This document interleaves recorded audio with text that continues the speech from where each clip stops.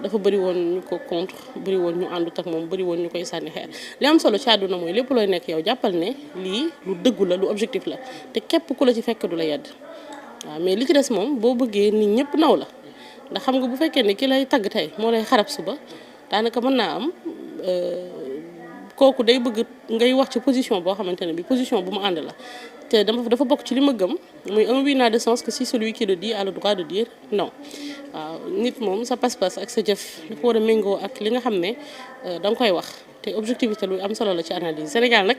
dafa xaw a nekk dëkk bu xaw a naqaree waxee waaye awma ci benn jafe-jafe lu dul ak cant ak dolliku la aku cant bu baax si ñoom. ok dañ ciy desandi parce que ku ne xam ne actuellement ni réew mi dafay dund lu ñuy tuddee benn division ci ñaari camp léegi sax adversité moo am ndax dinañ ñëw ci benn camp bi ndax njiitum réew mi taxal na parti camp gi mu bokk léegi bokkatu fa mu jël yoonu boppam mais ci contexte boobu noonu mu mel ni da nga def prise de position pour benn camp bi contre beneen camp bi est-ce que du loolu la yóbbee camp bale tamit xëy na amal ci sa jëmm ji yooyu la attaque ci ñàkk d'accord peut-être ni nga waxee.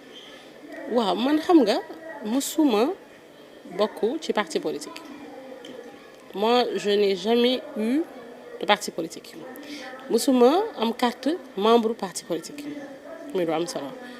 effectivement le président de la République taxawal na parti ma jàpp ne pour la première fois ci sama dund lii mën na ma correspondre wala en tout cas le contexte wala li mu wootee mën naa ci gis sama bopp ma apporté comme mon soutien muy un soutien que j'assume pleinement fortement et objectivement alors ku may yàgg topp yàgg nga xam ne j'ai toujours eu des positions un peu fortes jëmale ko nag ci sama gëm-gëm ñu bëri nag ñuy wax sax am na ñoo xam dañoo jàppoon ne sax dama bokkoon ci benn parti alors que non dama yàgg rek wax li ma gëm te loolu ba tey moom laa gëm. kon bokkoo woon Pastef. non musuma ci jamono ci gëstu gisoon nañ ni daan nga soutenir kii di Ousmane Sonko. musuma bokk Pastef musuma am carte membre musuma bokk ci benn instance. musuma nga soutenir Sonko. non dama daan soutenir li ma xam ne gëm naa ne mooy lu am Ousmane Sonko damaa jàpp ne am na ci loo xam ne ca la ma doon wax lu ma gëm la ba tey ma doon wax ci société su ma gisee loo xam ne teg nañ ko nit te du yoon ma wax ne lii ñu teg nit du yoon su ma gisee ne def nañ keneen ma gis ma ne lii keneen nangam waaye saa su ne c'est pas la première fois saa su ma waxee loo xam ne du méngoo ak ñi nga xam ne dañoo paroo ak Pastef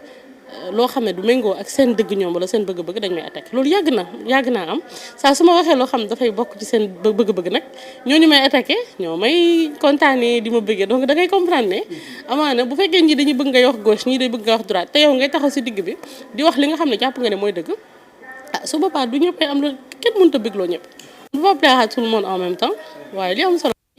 man gëwuma une opposition de xaste wala ay saaga wala ay loolu dafa jamono da ko weesu dafa am loo xam ne sëriñ bi dafa ko jàngal moom ci doxalinam xam nga parloo politique man mii di wax ak yow xam naa ne dafa am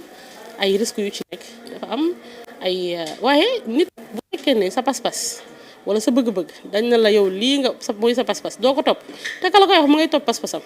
xam nga loolu kenn xamul lu muy niroon ki lay wax ne bul def nangam moom ma ngay def leneen donc li am solo dama jàpp mooy que ce pays là kenn ku nekk ca ka nga gëm wala fa nga gëm wala fa nga nekk kenn ku ne nga liggéey nga doxal ba nga xamante ni bi li ñu bëgg dinañ ko mën a am waaye du ci saagante bu ma la saagaa ni nga saaga ma est-ce que dina jur richesse est-ce que dina jur développement est-ce que dina jur yokkute non waaye boo nekkee ci sa waat di liggéey ma nekk ci sa waat di liggéey ñu daje yaakaar naa kenn ku ne di nga produire suffisamment de positivité te loolu mooy li am solo. alors laataa ñuy ñëw ci sa taxawaay par rapport ak parti kiiraay bi est-ce que nekkul le fait que par le passé tey nga amoon taxawaay ci Ousmane Sonko ba sax ci ay gëstu yéeg nañ ni loolu indil na la jafe-jafe dans l'administration ba nga perdre poste de directrice bi nga amoon au sein du ministère de l'urbanisme tey nga fas yéene ne Diomaye ngay àndal est-ce que loolu tamit xëy na yokkul maanaam tey jii nii situation bi. waaw xam nga mooy li ma la wax dama ne la saa su ne. su mbir masaana am damay jël une position bu ma gëm ne c'est objectif que ça plaise que mu neex ñi que mu naqari ñi taxul ma mës a bokk benn parti politique donc les élections législatives yële weesu am na benn mbootaay boo xam ne ñëwoon nañ ma proposer ma def ma deuxième ci seen liste nationale muy waa ànd nawle taxul ma bokk ci ànd nawle dama la bëgg a wax ne la mësuma bokk ci parti politique alors bu dee nag nit da ngay wax lu baax wala li nga gëm ne mooy lu baax nga koy wax di ko wax du par parloo parce que yàgg naa am position boo xam ne ça va à contresens mooy li ma la wax c'est pas la première fois bu boobaa kii dama waxoon lii tey moo wax lii dem parce que lii moo nekkoon tey lii moo nekkoon dem donc aujourd'hui dama jàpp ne kenn ku ne mën ngaa xool fa nga bëgg nga far fa mën ngaa xool fa nga bëgg jàpp nga jàpp man dama gis aujourd'hui en termes de taxawaay ak impact jàpp naa ne l'appel du président de la République mën na correspondre ak man sama taxawaay ma dem wuyu ji ko objectivement sans aucune pression avec un choix avisé du lu ma xaar dara du lu may xool du lu may aussi déglu nit ñi damaa jàpp ne toll nañ foo xam ne ci Sénégal bu fekkee da nga bëgg am un réel société et dans ce pays là que day bunt boo xam ne parfois du environnement yi suñu ay ak ni mu parfois ba ngay am ak naa am du la doy dëgg faaw mo une posture bu koy parce que nit ñi xëy na ci noonu la ñuy waaye bu fekkoon ne du impacter positivement man dama jàpp ne man su ma doon dugg ci politique lenn mooy tax mooy impacter positivement su ma mënul impacter positivement jaratul ma ci dugg donc il n'y a pas de problème en soi parce que man mosuma bokk ci beneen bu fekk dama bokk xëy génn dinañ ma wax lan moo la naqari. ñenn ñi dañ jàppoon ne da nga bokkoon ci parti surtout Pastef ba mu jaral la sax fi mu ne nga am jafe-jafe dans l'administration ba ñu daanaka nga perdre ci sa poste de voilà. bu fekkee ne da ngay am ay position yoo jàpp ne objectif mu demee. non bu fekkee ne da nga am ay position yoo xam ne c'est objectif dara am ma wax li ma xalaat ne lii mooy objectif bu doon ragal la wala bañ a jël risque du ma taxaw sur la place publique di défendre une cause boo xam ne c'était dafa doon dem ci contresens jamono jooju parce que jamono jooju Pastef gañeegul réew mi kon ku mënoon a taxaw di défendre Pastef kon bu doon ñii di wax avantage wala kii day ut nangam ca boobu nga koy utee ndax doo yor suukar wàcc ko sànni ko ngir leneen ñu naan la fekk conservation wala dëgër laay moo tax kon doo ko doon def damaa jàppoon ne loolu mooy dëgg damaa jàppoon ne booba la ñu teg ci ay mbir mënoon naa amee ak noonu mais gis nga ci bis ba wala ci ginnaaw bis ba boo gisee loo xam da ngay xam ne lii kat c'est pas correct wala lii kat war nga boo ci waxee lu objectif ñooñu la doon tàgg ñooy dalaat sa kaw Sénégal parloo bu subjectif lañ xam muy bu ma fareek yow du ma am benn saytu bu objectif wala la may saytu lu objectif du ma ko wax dama koy nëbbu te loolu hypocrisie la tudd donc man maay koo xam ne damaa gëm objectivité li ma xalaat te mu méngoo ak sama pas-pas mu méngoo ak sama dëgg loolu laay wax quel que soit nag ce que ça peut te produire wala quel que soit les risques parce que dëgg bu la fekkee ci dara bu fekkee ne dëgg googu ngay wax moo tax loolu nga koy ñàkk nga bàyyi loolu uti leneen te bu dee position yooyu ma doon jël dafa indi tàggat démb ci sama liggéey bàyyi naa ko fooy tey am naa loo xam ne gën liggéey boobu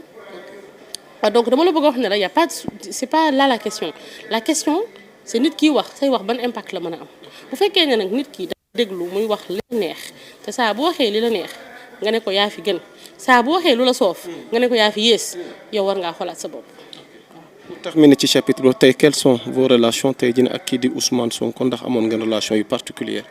ginnaaw bi contexte bi amee critique yi wax jeeg coow li tey lan mooy seen diggante. alors Ousmane Sonko mën nañ ay relations particulières bi sama waajur noppal kër jaale ma muy lu ma marqué woon muy lu ma touché woon wax dëgg yàlla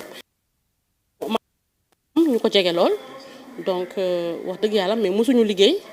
mosuma ko jege mosuma nekk ci parteem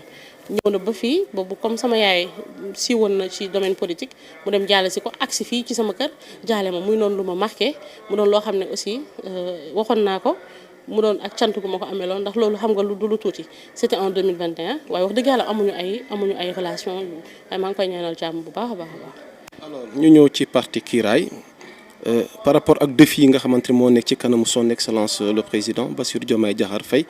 ak situation économique bi nga xamante ni réew mi ngi koy dund mu lancé parti ci contexte yu ndax jàpp nga ni bannière bii nga xamante ni fas yéene nga soutenir ko jàppale ko ci dina mën a relever défi yooyu nga xamante ni moom moo nekk seen kanam. waaw jàpp naa ko ak bu amee ndimbalul yàlla te yàlla nangu xam nga man li may wax mooy quel que soit le contexte quel que soit l'environnement nit bu fekkee da nga am say objectif am sa ambition da ngay dérouler sa ambition li ci des liggéey la quand je dis que je vais soutenir cette posture là dama jàpp ne ki ma gis jar nañu déglu ko ki ma gis jar nañu bàyyi ko xel ki ma gis am na lu mu bëgg te buñ ko ci jàppalee mën na koo am li ci des nag suñu borom moo ko moom waaye xam nga lépp dafa tëdd ci calendrier ci loo xam ne lu simple la muy élection dafay ñëw ku say nit votel nga gagné ki gagné félicité ki gagné après réew mi continuer du dëgg donc li am solo mooy kenn ku nekk mu respecter le choix des uns et des autres man encore une fois Soxna May Mbacké mësuma bokk ci formation politique nit laa ku am pas-pas ci li may def ku am gëm-gëm ci li may def yàgg naa am te ku ma xam sama famille xam ne yàgg bokk ci ay schéma politique lañ mësuma ci bokk sama yaay nekk na député de 2012 à 2017 taxul ma bokk ci parti politique bi mu nekkoon du dëgg donc mësuma bokk parti politique bien sûr je suis une militante du parti lancé par le président de la République et c'est quelque chose que j'assume et dont je suis pour une première fois et dont je suis très fière waaw. Alors li ñuy askanale njiitum réew mi wala yéen ñi faral di entre guillemets ci baat bi mooy trahison. On parlait réellement de trahison de la part du chef de l'État qui faisait partie du PASTEF mais qui a décidé aujourd'hui de lancer son propre parti. loolu moom man du question bu may aborder très sincèrement parce que dama jàpp ne dafa amul sens et il y a des interprétations purement politiques man sama posture politique c'est pas une posture de plaisanterie politique c'est une posture de fulla et de fayda ci li may def ak li ma jàpp ne mën na jëriñ sama askan ak sama réew ku mu neex nga jàpp considération bi la neex ku mu neex nga jàpp dëgg gi la neex man de li ma jàpp mooy le président de la République Bassirou Diomaye Faye jàpp naa ne nit ku dëggu la te jàpp naa ne nit ku amal Sénégal ambition la loolu laa ko soutenir bis bu ma demee ba gisatuma loolu